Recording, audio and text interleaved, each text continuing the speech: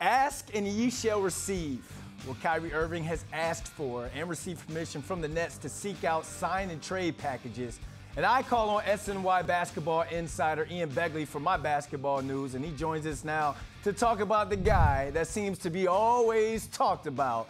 So, Ian, a sign and trade route looks as if it would be better for Kyrie and not the Nets. Why?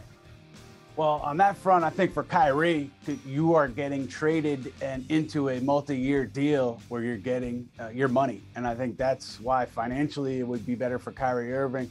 But on the Nets front, I think that they would be hard capped, right, if there was a sign and trade scenario. But the other option, if you don't sign Kyrie Irving, is you lose him for nothing if he opts out. So even an opt-in and trade, I think, is a better route for the Nets than Kyrie opting out and leaving and signing with LA for the taxpayers mid-level exception. So a lot of different scenarios here, but I would say that from Kyrie's perspective, financially, it would be best for him to do the sign and trade if he is leaving Brooklyn. It's all about the money, and it's all about Kyrie. Let's stay on Kyrie because he gave GM Sean Marks a list of teams that he'd prefer to be traded to if they don't reach an extension. What, if any, teams on that list are wishful thinking, and what team could really land Uncle Drew?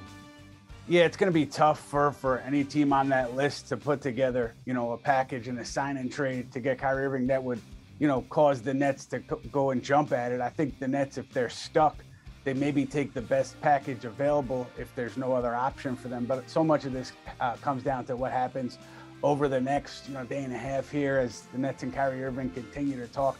I think the idea, though, that Kyrie Irving opts out and then takes that exception with the Lakers should not be taken off the table or totally discounted at the moment. At least that's what I'm hearing from people who are talking to Nets players. So I think keep that in mind as you move forward here. But, at the end of the day, this is a big staring contest.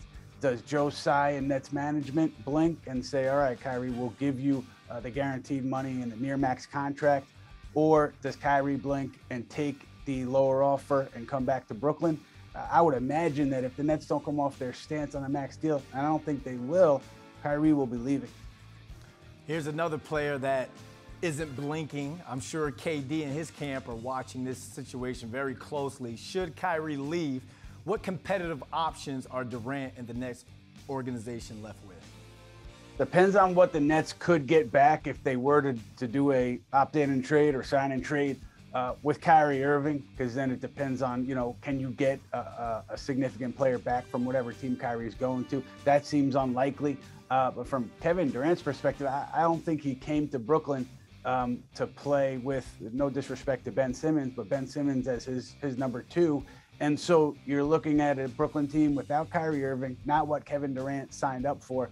So I'd fully expect him to evaluate his situation, and I wouldn't be surprised at all if he felt like he could not chase a title here in Brooklyn, given what's left. And then you have conversations with the Nets about your next step and getting traded out of here.